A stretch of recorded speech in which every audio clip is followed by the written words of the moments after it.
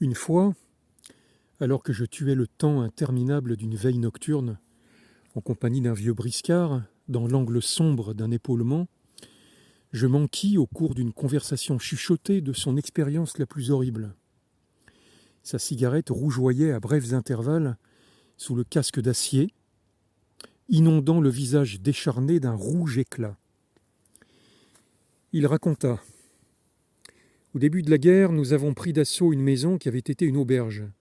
Nous avons envahi la cave barricadée, luttant dans le noir comme des bêtes qui se prennent à la gorge, alors que déjà la maison brûlait au-dessus. Soudain, déclenché sans doute par la chaleur de l'incendie, on entendit là-haut le piano mécanique qui démarrait comme un automate. Jamais je n'oublierai, mêlés au rugissement des hommes, aux prises et aux râles des mourants, les flonflons insouciants de cette musique de danse. Der Kampf als inneres Erlebnis. La guerre comme expérience intérieure. Fantastique. Junger. Junger, qui est mort à plus que centenaire, à 102 ans. Il aurait eu 131 ans aujourd'hui, 29 mars 2026. Sans doute le plus grand écrivain allemand du XXe siècle. J'ai lu beaucoup de ses ouvrages, aussi bien ses romans que ses essais. La guerre comme expérience intérieure, qui est sans doute encore plus prenant que Orage d'acier. On trouve aussi des ouvrages tout à fait passionnants, tels que ces chasses subtiles sur les champignons, sur les insectes. On sait que Junger était un très grand entomologiste.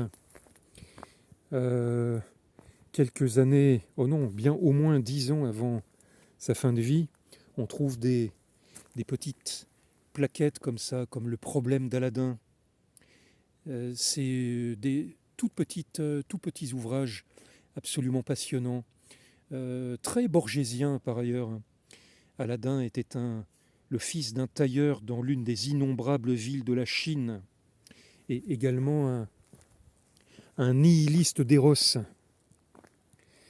Mais bien sûr, lorsque je me trouve dans la forêt comme ça, c'est pour méditer plutôt sur cet ouvrage. Le traité du rebelle, qui est un essai sur l'homme et le temps.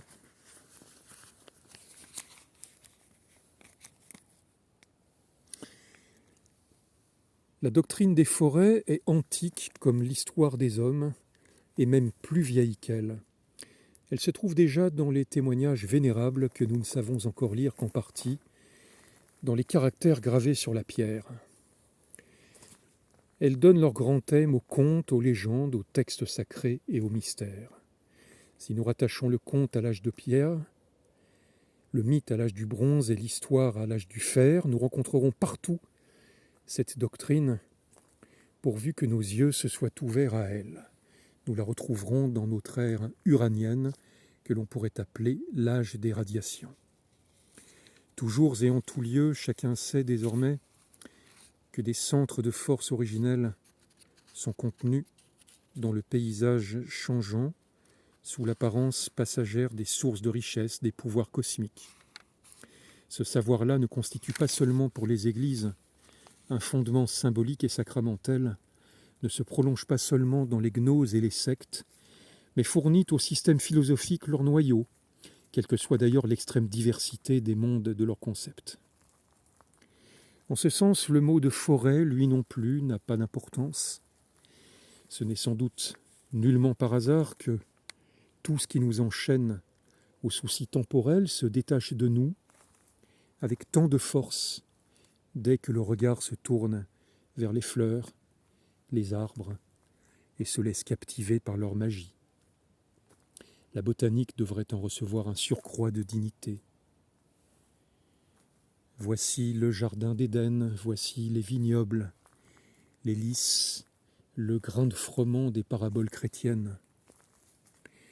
Voici le bois des contes, avec ses loups mangeurs d'hommes, ses sorcières et ses géants. Mais où l'on trouve aussi le bon chasseur, les haies de roses de la Belle au bois dormant, à l'ombre desquelles le temps suspend son vol. Voici les forêts des Germains et des Celtes, où les héros domptent la mort, puis encore Gethsémanée. Voici un loup caché derrière la haie. Que nous dit ce loup ? Ce loup se trouve dans un ouvrage où l'on trouve aussi des cerfs cueilleurs de marguerites, des éléphants timides, des panthères aux yeux d'or, un jars furieux, un vieux cygne qui chante avant de mourir, un âne gris avec une tache blanche sur la tête. Il s'agit d'un autre très grand écrivain, né un 29 mars, et qui écrit cet ouvrage qui a accompagné mes 14 ans, Les Contes bleus du Chat-Perché. Ce très grand bourguignon qui était Marcel Aimé, né à Joigny en 1902.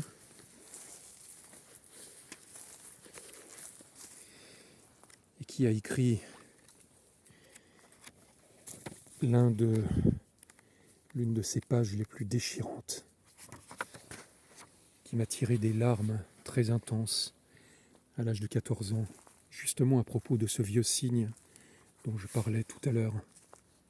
Le vieux cygne s'écarta de la haie, puis rassemblant ses dernières forces, s'élança en courant vers le milieu des champs. Peu à peu, sa course devint plus lente, il sentit ses pattes se raidir et, en arrivant dans un pré, il tomba sur le flanc pour ne plus se relever. Alors il se mit à chanter comme font les cygnes quand ils vont mourir. Et son chant était si beau qu'à l'entendre, les larmes venaient dans les yeux. Sur la route, les parents s'étaient donné la main et, sans prendre garde qu'il tournait le dos à la maison, s'en allaient à travers les champs à la rencontre de la voix. Longtemps après que le cygne eut cessé de chanter, il marchait encore dans la rosée et ne pensait pas à rentrer. Dans la cuisine, Delphine et Marinette cousaient sous la lampe. Le couvert était mis et le feu allumé. En entrant, les parents dirent bonjour d'une petite voix qu'elles ne connaissaient pas. Ils avaient les yeux humides, et ce qui ne leur était jamais arrivé, n'en finissait pas de regarder au plafond. « Quel dommage, dirent-ils aux petites. Quel dommage que vous n'ayez pas traversé la route tout à l'heure. Un cygne a chanté sur les prés. »